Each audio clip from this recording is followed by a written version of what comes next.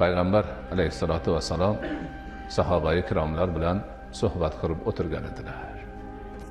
Suhbatning ichida birdan aytdilarki, hozir sizlarni huzurlaringizga ahli jannat odamlardan bir kishi kiradi dedilar.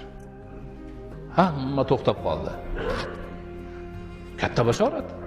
Allohning payg'ambari kimnidir ahli jannat deb e'lon qilib hozir kirib keladi deyaptilar. Hamma qarab turuvdi. Ansoriylardan bir odam tahorat qilgan ekan, yuzini artmagan ekan, soqolidan suv tomib turibdi. Chap qo'liga kavushini ushlab olib kirib keldi. Hammani havas keldi hali odamni ko'rib. Rasul akram alayhissalatu vassalam bu odamga jannatni va'dasini berdilar. Suhbat bo'ldi, o'tdi, ketdi. Yana bir kun, yana suhbatda yana xuddi shu gapni aytdilar, yana o'sha odam kirib keldi. Uchinchi suhbatda ham aytdilar, yana o'sha odam kirib keldi.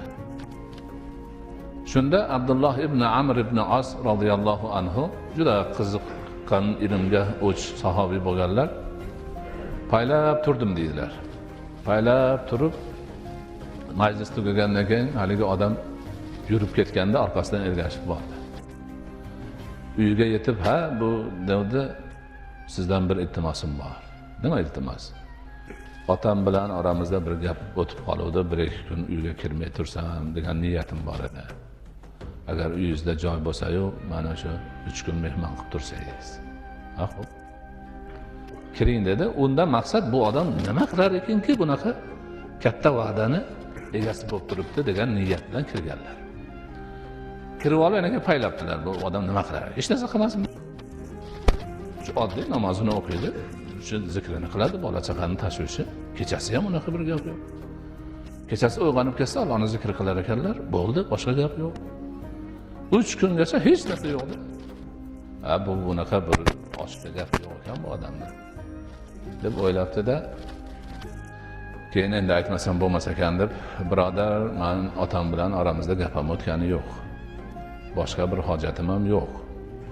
Lekin men 3 kun Rasul akram alayhissalatu vassalomni hozir oldilaringizga ahli jannatdan bir odam kiradi deb e'lon qilganlaridan keyin sizni kirib kelganingizni ko'rdim.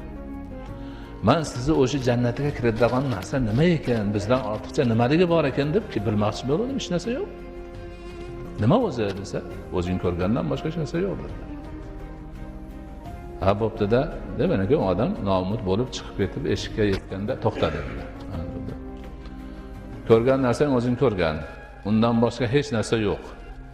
Lekin bitta gap ham bor dedi. Nima dedi? Men umrimda mo'min musulmonlarga haqq qilganim yo'q dedi. Hech kimga hasadim yo'q dedi. Ha, mana shu narsa ekan. Rasul akram alayhissalatu vassalomni jannat va'da qilishiga sabab bo'lgan narsa shu ekan, endi bildim dedilar. Abdulloh ibn